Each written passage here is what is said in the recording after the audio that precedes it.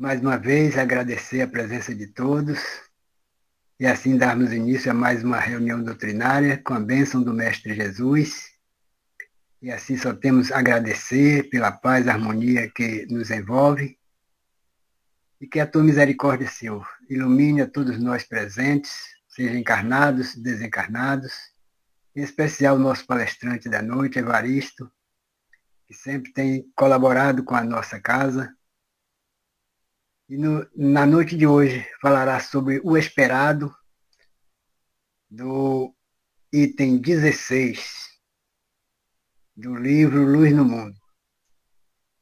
E assim, mestre amado, que a tua misericórdia ampare todos os irmãos necessitados da tua luz, e principalmente por aqueles que ainda não conhecem o Evangelho, que seja amparado e protegido.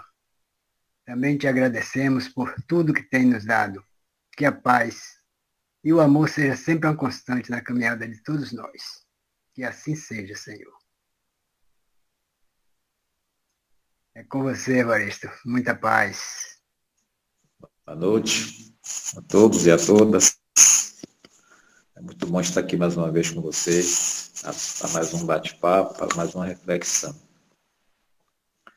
Como o Adalberto falou, o tema é o esperado, do item 16 do livro Luz do Mundo, de Amélia Rodrigues, né, pela psicografia de Divaldo Franco. Desses temas que o Adalberto tem passado para mim, esse teve o maior furo em termos de volume. Geralmente os textos são pequenos.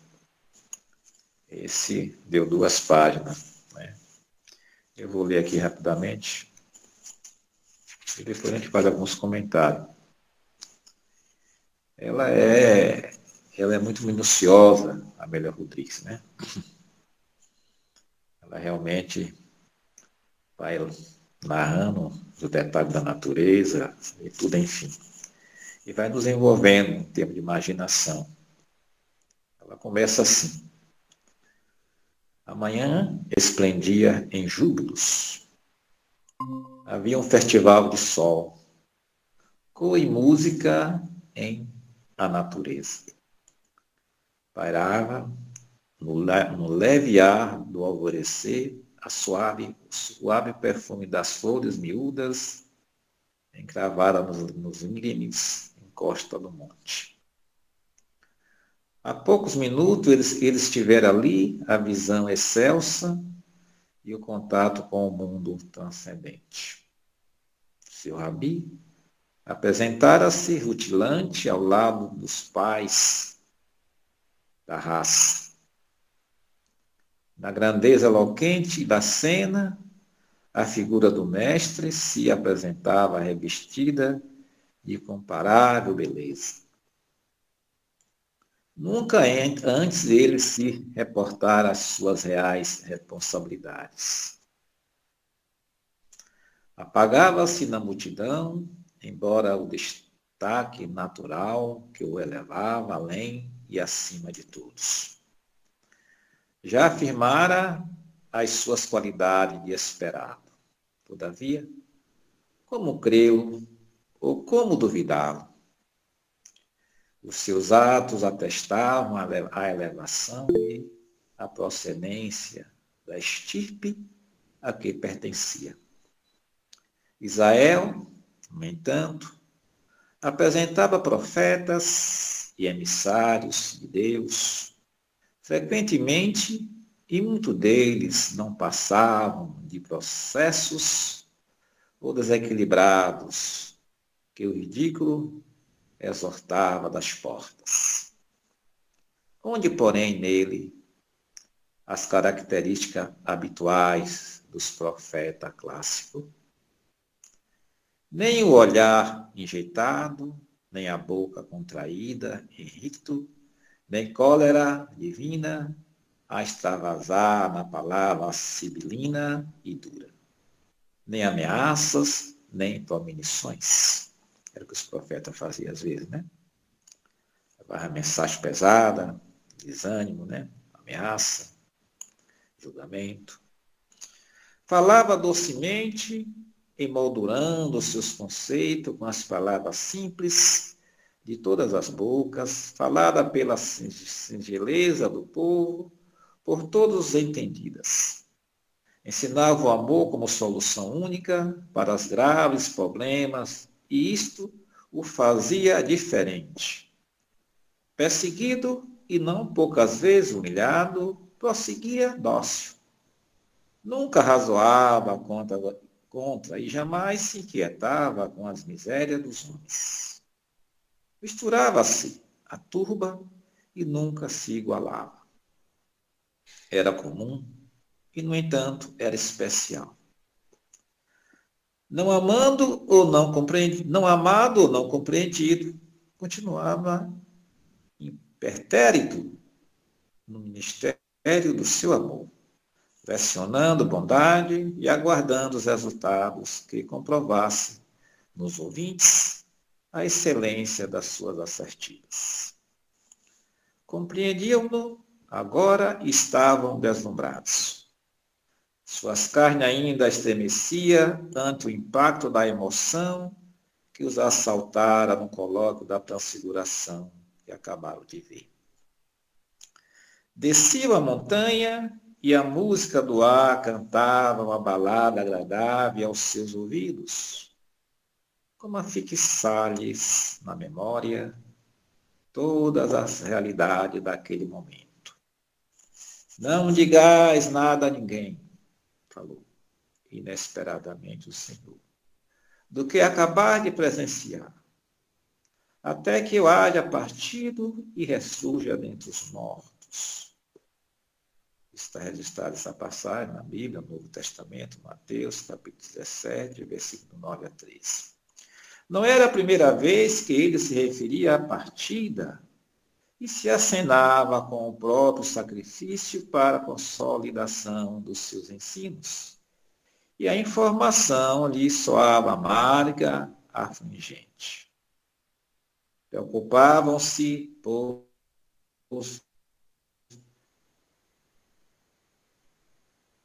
que o amavam. O testemunho dado por ele, por dado de fidelidade, e receavam não estar preparados. Aquele verbo flamívolo chibateara a idolatria no passado e a sua eloquência inspirada por Deus fizeram anunciar o esperado libertador que um dia faria de Israel o povo superior da terra. Então Israel esperava um libertador guerreiro, né? Um dia faria de Israel o povo superior da terra. Previra também o seu próprio retorno para apontar aquele que seria o embaixador excelso de Deus. Esperava-se que ele chegasse, fazia muito, mas Elias não retornara. Todos recordavam as batalhas travadas contra os adoradores de Baal, nas margens do rio Quizon, implantado no seio dos bárbaros, o culto de um Deus. Elias era, pois, o ponto de partida, a chave decifradora do grande enigma. Sim, respondeu ele de olhar fulgurante. O Elias que havia de vir já veio, mas não o reconheceram, fazendo-o experimentar tudo quanto quiseram. Assim também padecerá o Filho do Homem. Repassaram mentalmente os últimos acontecimentos, os homens ilustres da pátria, mas não o identificavam.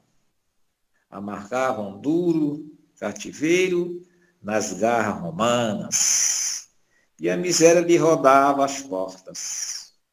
Havia rebeliões afogadas em sangue, e os espiões do dominador, aliciados ao peso de ouro, estavam presentes em toda parte. Por que não se escutava o profeta invectivando, encorajando o povo a arrojar dos ombros ao solo os pesados grilhões da escravidão? Necessitavam de quem os liderasse, Enquanto conjecturavam na mesma harmonia, a voz, ele concluiu: este que aí está. É este que aí está. Compreenderam que ele se referia a João Batista. Sim, João morrera, havia pouco. Fora assassinado por Herodes, e um manto de torpe tristeza ainda os envolvia. Dominados, os discípulos do Batista, agora dispersos. Sim, ele brandara contra o crime e proclamava a chegada daquele de quem ele não era digno de sacudir o pó das sandálias. Fora sacrificado por não concordar com as altas arbitrariedades praticadas por Herodes, em pleno concubinato com a cunhada. Sua voz se erguera, vigorosa, contra o abuso do poder e anunciava a nova era. Recorria à penitência, ao arrependimento, elucidando os chegados dias do Senhor. E era Elias. Não havia dúvidas, agora que foram informados. Por essa razão, Elias reaparecera na visão de há pouco, em toda a sua grandeza. João morto ressurgia em Elias espiritual, vivo. Decifravam-se os enigmas e tornava-se mais fácil entender os desígnios do alto. Ele era, sem dúvida, na sua magnitude, o esperado. Fintaram-no quase a medo, ante o olhar fulgurante de Jesus. A refletir a manhã clara, descendo a montanha do colóquio com a verdade, na direção dos homens. Havia tal tranquilidade que eles se olharam em júbilos e seguiram para baixo, para as lutas humanas, retendo aquele segredo até a hora própria de desvendá-los. Elias chegara e partira. Começava agora o reino de Jesus, a semente de luz e amor atirada na direção do mundo todo e da humanidade inteira. A sinfonia da Boa Nova cantaria nos ouvidos do coração uma sonata de vida eterna. A manhã continuava esplendente e Jesus descia para aplacar as aflições humanas nas baixadas das paixões. Aí está o texto de Amélia Rodrigues, né? Ela é bem minuciosa e traz uma narrativa desse encontro magistral de Jesus com seu profeta maior no limiar daqueles dias, né? E a gente não pode parar de não fazer reflexão. A decepção que o povo hebreu ficou. Porque o povo hebreu, nós sabemos, era um povo orgulhoso de raça, tinha Javé, o seu Deus, como povo eleito, e se achava superior de que todas as nações do mundo. Mas, por ironia do destino, o povo hebreu sempre era feito cativos de outros povos, que eles chamavam pagãos. Né? E assim foram passando os séculos e os tempos, sempre eles sendo escravizados por outros.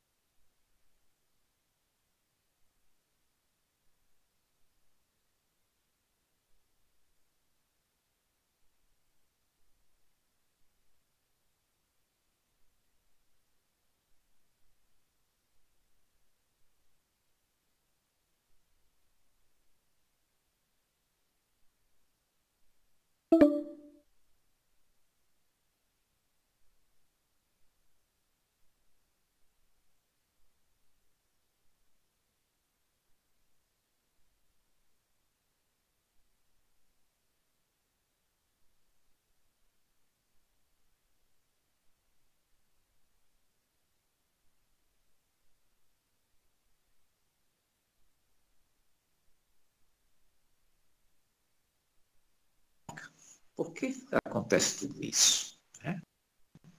Se eles acreditavam em um Deus único e tinha em Jeová, o seu Deus, e achava ele um povo eleito, e por que de tanta escravidão a diversos povos? Algo estava errado. Mas ele jamais chega a essa conclusão deles estar errado em alguma coisa, pois ele desconhecia as leis de causa e efeito, o livre-arbítrio. Né? Por quê? Passar por tanta escravidão em diversas épocas contínua. Né? De vez em quando, um outro guerreiro libertava, né, eles do jugo daquele outro, mas de qualquer maneira eles continuavam ficando escravos daquele que o libertava do outro. De qualquer maneira continuava.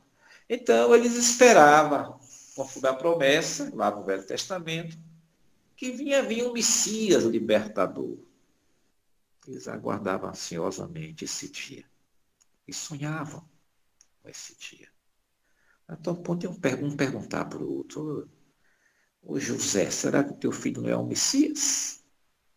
Ele esperava o Messias nascer no meio da elite, no meio deles, né? Com poder. Imagina Jesus com aquele poder que ele tinha. Se fosse para o lado da violência, para dominar a terra ao lado do povo hebreu, claro que ele teria dominado toda a terra. Né? Ele tinha superpoderes para fazer isso. Mas ele entendeu que esse não era o caminho dele, apesar do povo hebreu esperar isto. O povo hebreu esperava um libertador guerreiro, que libertasse do jugo romano e se sobressaísse sobre todas as nações da terra. E se tornaria um reino só. O povo hebreu dominando toda a terra com seu superstar, ou poderes fora do comum. Mas as profecias não saíram conforme eles pensavam. O esperado veio trazer palavras de conforto, palavras de consolação, palavras de libertação. E em alguns momentos ele mostrava o seu cartão postal, fazia algumas curas, né? De carne podres, de vista sem retina, né? De cegos, de aleijados, como todos nós sabemos. Né? Mas ele fez isso por fazer, mas não precisava fazer nada disso.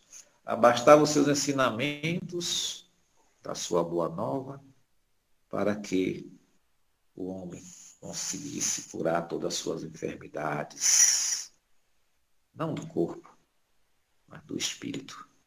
Que as nossas mazelas estão no nosso espírito, né? Através do perispírito, e a carne absorve. O corpo é como se fosse uma esponja, absorve as nossas imperfeições. Cada um com a sua imperfeição, cada um com seu karma, conforme diz os ensinamentos hebreus, os ensinamentos hindus, hebreu nós hindus. Então vejamos o esperado.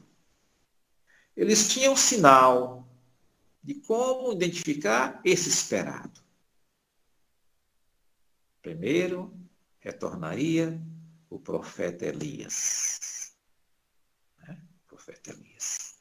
Elias viveu 900 anos antes da vinda de Jesus. 900 anos, olha que isso.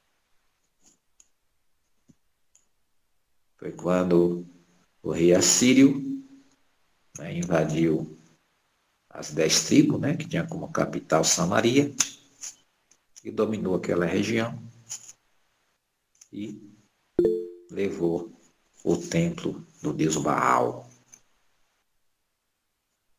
para aquela região. Pronto.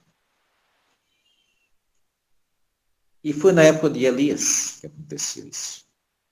E Elias começou combatendo ferrenhamente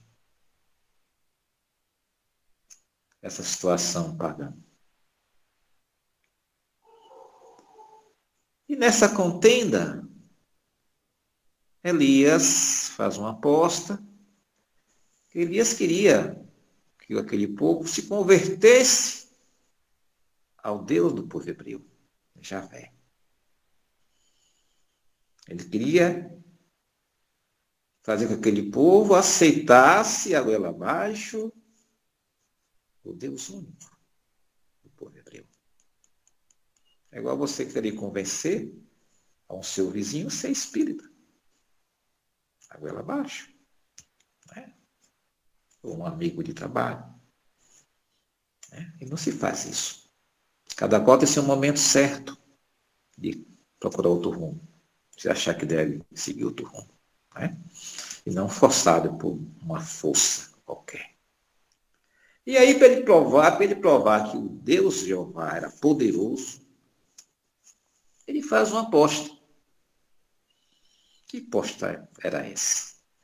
Era fogo descer do céu e consumir um cadáver de uma ovelha que foi sacrificada. O Deus que fizesse isso era o Deus verdadeiro. E quem ganhasse tinha poder sobre a vida do outro. E os sacerdotes do Deus Baal aceitam essa proposta. Era um Deus também, Deus Baal. Deuses. É isso? Deuses. Tinha vários deuses. Todos eles tinham poder. Agora tinha um Deus que tinha mais poder do que o outro, né? E aí, os 450 sacerdotes, olha a quantidade. Ninguém sabe se realmente tinha essa quantidade toda, mas é o que está escrito. Eles oram e nada acontece com aquele cadáver. Já chega a vez do Elias. Elias era médio de efeito físico.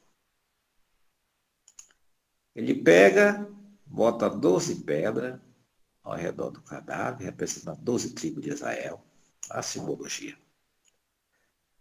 Pega água, molha o cadáver, encharca de água, e depois ajoelha. Ele ajoelha e desce fogo do céu. E queima. Vira pó o cadáver da ovelha. O que ele faz? Ele não teve nenhuma misericórdia daqueles sacerdotes. Ele decepa com seus discípulos, uma multidão certamente, os 450. Ele faz uma pirâmide. É um rio de sangue. O rio fica todo ensanguentado, de tanto sangue. Pronto. Esse foi o profeta Elias, com seu poder.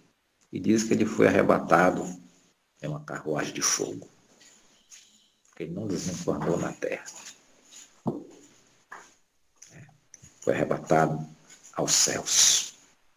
Como diz que Enoque também foi arrebatado aos céus. O velho Enoque. Então vejamos. Volta Elias, esse era o sinal que o povo hebreu aguardava. Né? A volta do Elias.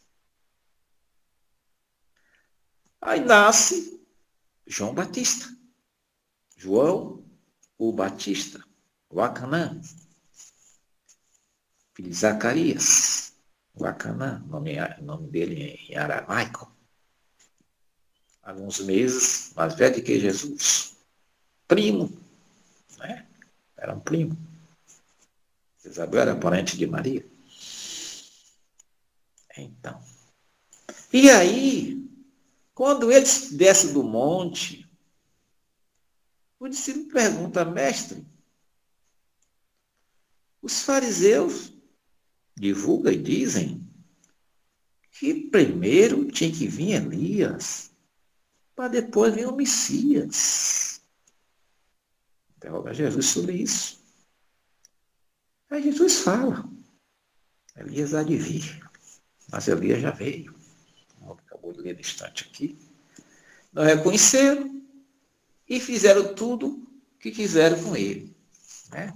Aí você pega aqui no Evangelho, no capítulo 14, 4, e diz assim, ora, isso é Jesus dizendo, ora, desde o tempo de João Batista até o presente, o reino dos céus é tomado pela violência. E são violentos o que o arrebatam. Pois que assim o profetizaram todos os profetas até João. E também a lei. Ponto. Se quiserdes compreender o que eu vos digo, ele mesmo é o Elias que há de vir. Ouça-o, aquele que tiver ouvidos para ouvir. Ora, olha a alusão que ele faz. Desde o tempo de João Batista até o presente. Ele, em vez de falar desde o tempo de Elias até o presente, ele pode dizer para nós que era o mesmo personagem, ele bota João lá, recuado no tempo, né? Desde o tempo de João Batista, né? Até agora, né? O reino do céu tomado pela violência. Aí vem aqui, ele mesmo é Elias que há de vir. Não há aí figura nem alegoria, é uma afirmação positiva. Desde o tempo de João Batista até o presente, o reino dos céus é tomado pela violência. O que significam essas palavras? Uma vez que João Batista ainda vivia naquele momento. Jesus a explica, dizendo, se quiser compreender o que eu digo, ele mesmo é o Elias que há de vir. Ora, sendo João o próprio Elias, Jesus alude à época em que João vivia com o nome de Elias. Até o presente, o reino dos céus é tomado pela violência. Outra alusão à violência da lei mosaica, que ordenava o extermínio dos infiéis para que os demais ganhassem a terra prometida, paraíso dos hebreus, ao passo que, segundo a nova lei, o céu se ganha pela caridade e pela brandura. Então vejamos, né? Então vejamos que era esse sinal que eles aguardavam para a vinda do Messias. Mas o Elias já estava na terra, batizando lá do lado do Rio Jordão, né? Subindo e descendo à beira do Rio Jordão, com apenas um slogan, arrependei-vos, que o reino dos céus está próximo. Esse era o grande slogan dele. Arrependei-vos que o reino dos céus está próximo. E batizavam. E só batizava aqueles que se confessavam. Né? Ele dava outro nome às pessoas, como novo nascimento. Né? E assim, estava Elias de volta. Né? Para abrir as bereiras do caminho do Senhor. Né? Aí quando perguntaram a ele, os doutores daqui é disfarçado, e é tudo disfarçado, né? Para não ser visto, né? Aí perguntou, tu és o Cristo? Tu és, não, Cristo não, tu és, o Cristo veio depois com Paulo. Tu és o Messias? Não, eu não sou o Messias. Tu és quem? Se tu não é o Messias. Tu é o profeta Elias? Não, eu não sou o profeta Elias. E tu é o Messias? Eu não sou o Messias. Tudo dizia que não. Quem és tu então? Eu sou a voz que clama no deserto. Né? Está lá no Velho Testamento. Agora se clama no deserto. Como ele foi buscar. Então, eles não perceberam que estava diante do Elias e não perceberam que o Messias já estava na terra. Já estava na terra. Agora, vamos tirar o chapéu para Jesus. Como é que ele aguentou ficar todo esse tempo no anonimato, né? Com a sua energia ali aprisionada naquele corpo, acionando que chegasse o momento dele cair em cena e levar sua mensagem para toda a terra. 30 anos, né? Dos 12 aos 30, 18 anos, no anonimato, aguardando o momento certo para começar a sua caminhada de ensinamento da Boa Nova. E assim, o esperado, né? Que para o Senhor do Universo, amantíssimo, o Deus amantíssimo, que o homem nunca ouviu sua voz, ninguém nunca viu, ele nunca escreveu nada. Envia esse ser de luz, de amor, para que os homens tomassem conhecimento e provocassem as mudanças íntimas nos seus corações, nos seus comportamentos, dominando seus vícios. Não só para uma legião, não só para uma região só, mas para toda a humanidade, para toda a Terra. É um Jesus cósmico, é um Messias cósmico. Por outro lado, aquele povo orgulhoso de raça, que não se misturava, procriava igual o coelho,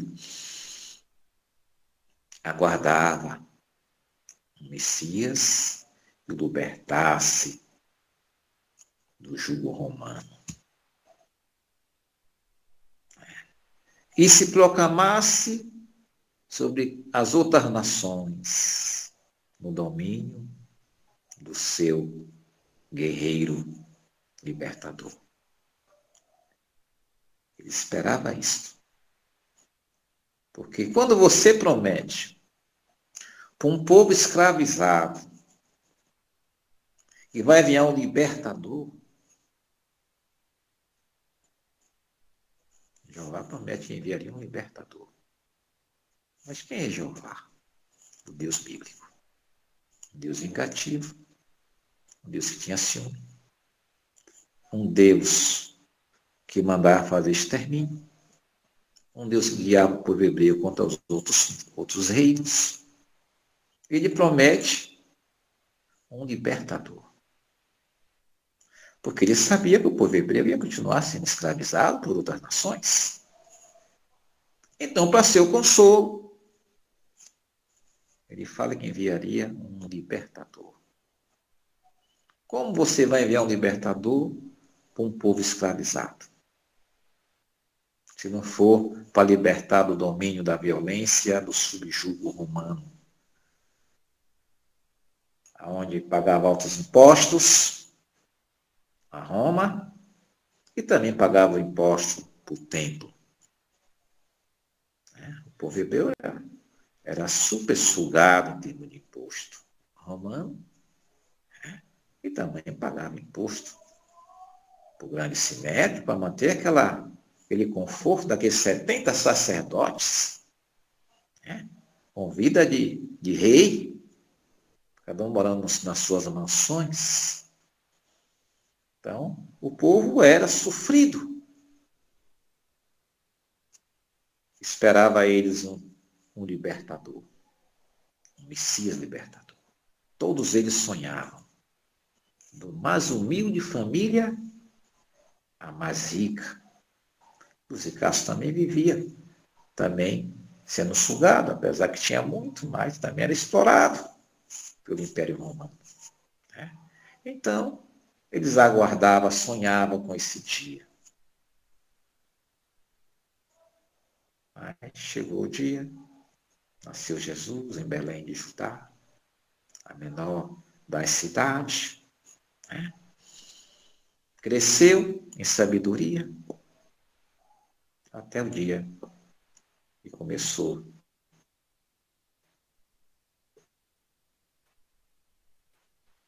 a pregar o reino, a pregar para nós a vida imortal, a pregar para nós que olhasse os lírios dos campos, não junto, apenas o sustento de cada dia. E assim ele vai nos ensinando o seu evangelho, né, que deixou para o futuro, para séculos mais adiante, essa beleza de ensinamentos, que 2000 anos passou, e cada dia a gente descobre outros ensinamentos de Jesus, que não está catalogado no Novo Testamento, trazido pela espiritualidade, através de mãos sacrossantas, de médios, espalhados por toda a terra, como Franciscano Xavier, aqui no Brasil, Divaldo Franco e outros com menores nomes, em outros países também, né? Uma mensagem lindíssima, linda da espiritualidade, sempre sublinhando a figura desse Mestre Jesus, que naquela época era o Galileu, o Nazarém. Depois Jesus ressuscitado da Maria de Madalena, deixou várias obras escritas por Madalena, que foi queimada, foi destruída, né? Depois da convenção do cristianismo com a fusão do paganismo romano. Então vejamos, gente, o esperado. O esperado narrado no Novo Testamento, com tanta ânsia daquele povo sofredor. A gente não pode tirar o mérito do povo hebreu. Apesar de tanto sofrimento, tanta escravidão, eles nunca perderam a fé em Javé. Nunca. Nunca perderam a fé. E é um povo altamente inteligente. Se a gente fazer um retrospecto no campo da ciência, os maiores cientistas da Terra têm origem judaica. Os maiores. Albert Einstein era judeu. Filósofo.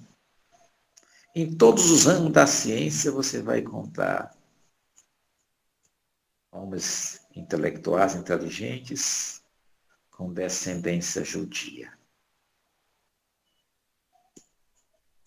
Aqui no Brasil mesmo, depois da Segunda Guerra Mundial, né? A Segunda Guerra Mundial,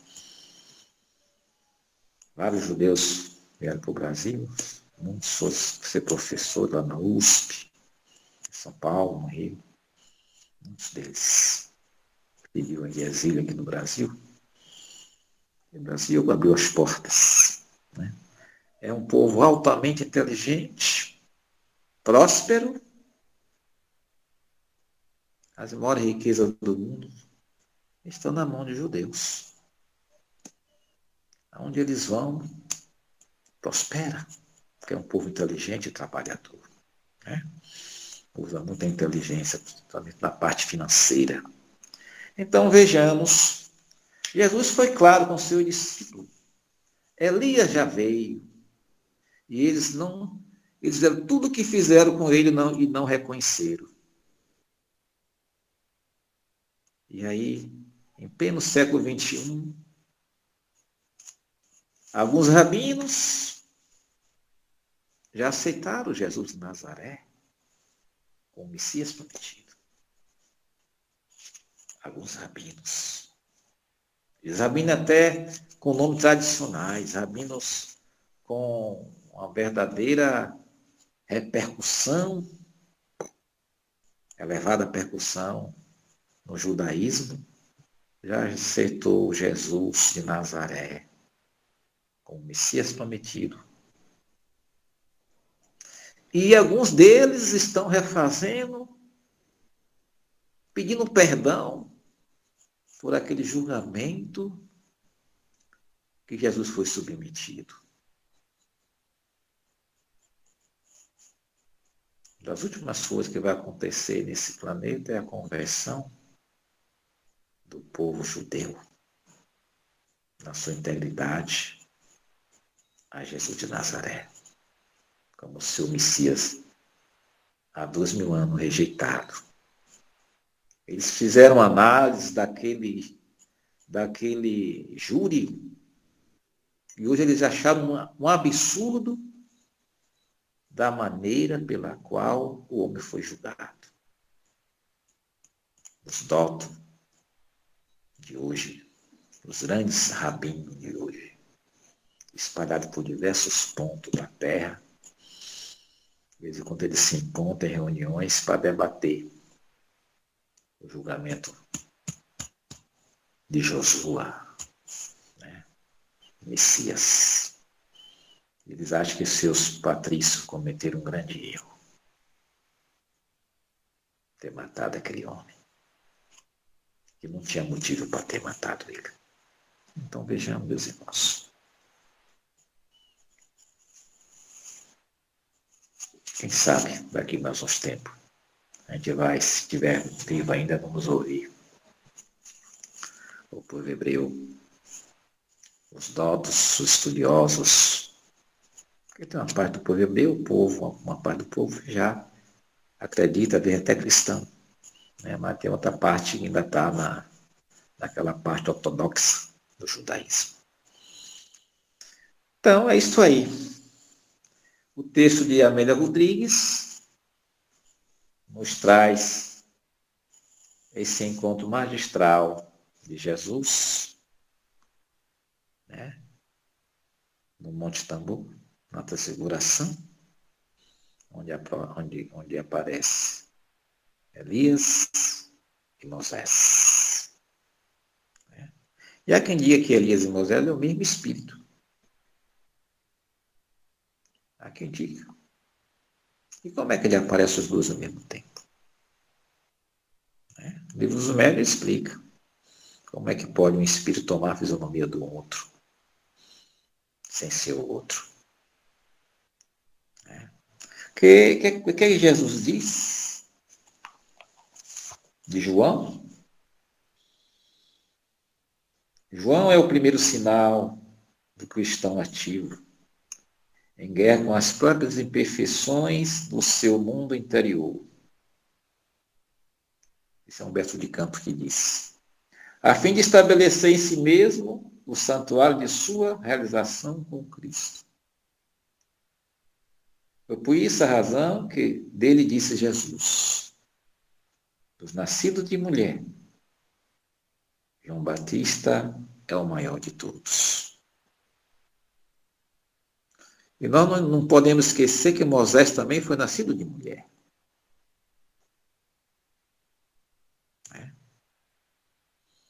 Há muitos anos atrás, quando eu cheguei aqui para a cruz, eu tinha essa noção que João e Moisés eram o mesmo espírito. Eu lembro que numa palestra que eu fiz no Obreiro, eu citei isso. Depois o Malto me chamou do ladinho quietinho e disse, não pode ser o mesmo. O Malto, ele era muito educado, me chamou no cantinho, mas depois terminou a palestra. Como é que pode ser o mesmo, Evaristo? Se ambos apareceram no Monte Tambor. Digo, irmão, a tua reflexão é boa, mas aonde eu li fala que é o mesmo. Mas deixa quieto. Né? E várias fontes eu já li que é o mesmo. Elias era Elias mesmo. E o outro, um espírito que fez com que o seu perispírito se transfigurasse no aspecto de Moisés. Isso é possível? É possível.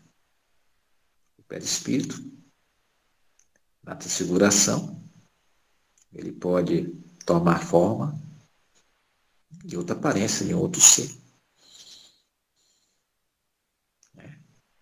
Mas deixa para lá. Essa só curiosidade e informação, né? A gente nunca perde as informações. Mas importante é que João fez a sua grande contribuição, veio resgatar aquele crime que ele cometeu, como Elias, de ter degolado tantos sacerdotes, que ele podia ter perdoado eles, né? O que é que diz o quinto mandamento? É o quarto: não matarás.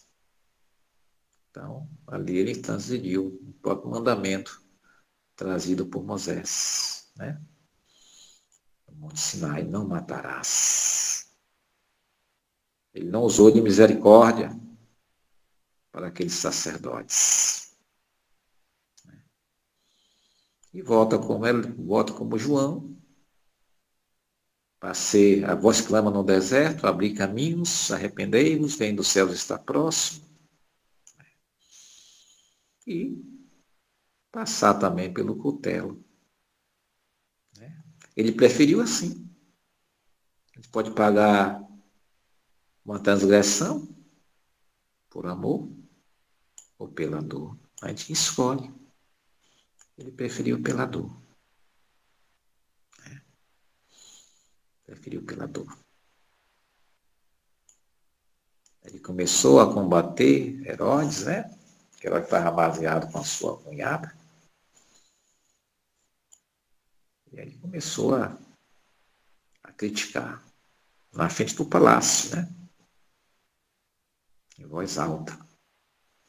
E aí a mulher: prende esse homem é maluco, está nos expondo. E Herodes segurando para não prender João. Chegou um ponto que ele não teve outra alternativa a não prender João. E aí, o resto você já sabe. No aniversário dele, a filha Salomé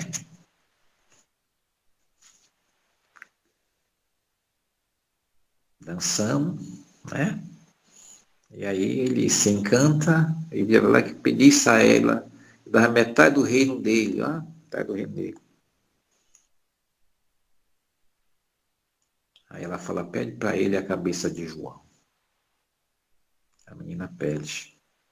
Ele recua, mas acreditado, né? A palavra de rei não volta atrás. Degola João. E João já aguardava o degolamento. E assim o profeta maior volta para a espiritualidade. Kit, com seu débito do passado, de 900 anos atrás, e com a missão de abrir caminhos, como voz que clama no deserto. Esse espírito de luz, que é o João Batista. Esse espírito que viveu 30 e poucos anos, uma vida solitária, celibatário, né? Começou primeiro de que Jesus. A sua divulgação, o homem se arrepender dos seus atos, arrepender dos seus vícios, procurar o caminho reto. Pegava lá em Betibara, lá aquele lado lá de Betânia, além do Jordão. Incansavelmente. Pregava o dia todo. À noite ele se recolhia, de manhã estava lá de novo. À beira do Rio Jordão, para cima e para baixo. Batizamos gente. De vez em quando ele fazia uma cura, que também curava. Ele fazia uma cura também. Ele tinha o poder da cura. Então, meus irmãos, está aí. O esperado chegou. O esperado nos consola. O esperado deixou para nós um caminho de luz. Se a gente seguir um pouquinho só, a gente se torna uma pessoa mais feliz, mais bondosa, mais entendedor das coisas, viver melhor. E não fique ansioso quanto ao dia da manhã. A gente sabe que cada dia é o seu dia. Não precisa a gente ter essa ansiedade. Educa a gente. E como educa? É aguardar a partida, né? A gente está aqui de passagem. Aí vem mais o complemento da doutrina espírita, que nos ensina a imortalidade, a pluralidade das existências, né? E não estamos sós. Há outras civilizações por aí para cima, a gente não tem nem ideia. Quem sabe um dia a Terra passa a receber esses seres, né, com naturalidade e se ajudando mutuamente para o progresso da Terra. Eu creio que esses seres já estão nos visitando, né, porque os mundos são solidários uns com os outros, os planetas são solidários. Apesar da Terra estar tão distante desses outros, mas a tecnologia deles são mais avançada do que a nossa. Né? E sem contar a vinda dos seres em espírito. E para o espírito não tem distância. Né? A tecnologia tem, mas em termos de espírito não tem distância. Podemos ter aqui espírito que vem lá das estrelas de Sírios, longe, aqui nos visitando, reencarnando, aqui entre nossos bebês, para ajudar a evolução da Terra. Muita paz, muita luz, Jesus conosco. Obrigado aí pela paciência. Nós que agradecemos. Não, ensinamento a cada dia a gente vai interiorizando e observando esse esperado de todos nós até os dias de hoje. A gente ainda tem essa dificuldade nesse entendimento. Porque somos espírito ainda em caminhada evolutiva e pouco a pouco a gente vai encontrando esse caminho ensinado por Jesus. Então, ele é o amor verdadeiro. Nós ainda não entendemos o sentido do amor verdadeiro, que estamos ainda presos à matéria, mas estamos melhorando, porque nos dias de hoje somos melhores do que muitas e muitas reencarnações que tivemos. Então, obrigado mais uma vez, muita paz. E acredito que tem pessoas aí também querendo fazer algum comentário, alguma pergunta. Tem alguns minutinhos ainda.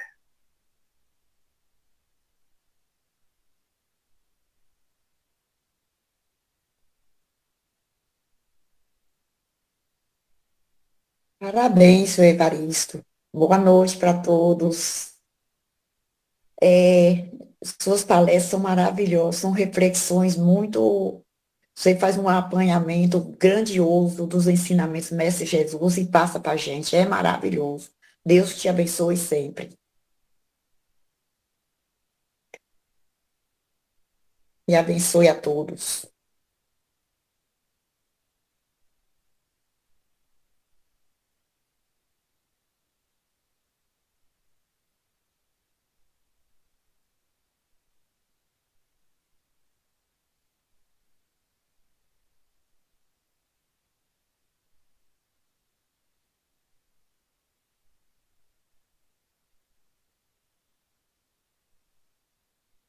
Seja bem-vinda. Se quiser fazer alguma pergunta, pode fazer, Brisa. Você é de onde?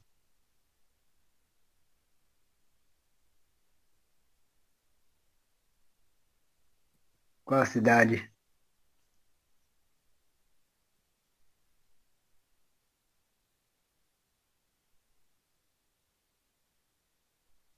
Salvador. Ok, Castelo Branco. Muito bem. Mais deseja falar alguma coisa? Disse. Não, só queria falar que o Evaristo explicou muito bem, né? A gente que não conhece a história, que não leu ainda essa parte do Evangelho, é muito bom saber, né? Explicativo. Eu particularmente só fiquei meditando, né, na história de Jesus, de João Batista.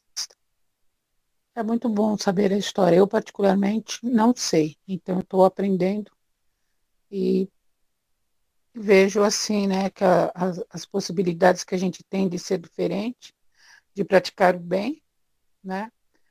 E é isso, gente. Evaristo explicou muito bem. A gente às vezes nem tem assim pergunta, porque ele explicou direitinho, que a gente fica só mentalizando, né? Assim, parabéns, Evaristo. Você consegue, sabe, assim, explicar o que muitas vezes tá um pouco enrolado na cabeça da gente. É isso, gente.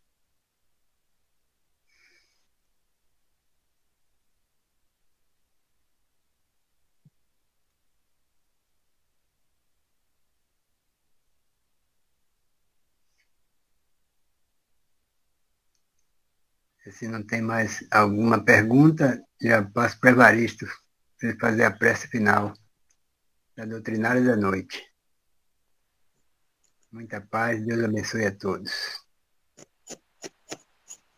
Agradecer pela vida, né? A vida que cada um de nós temos. Né?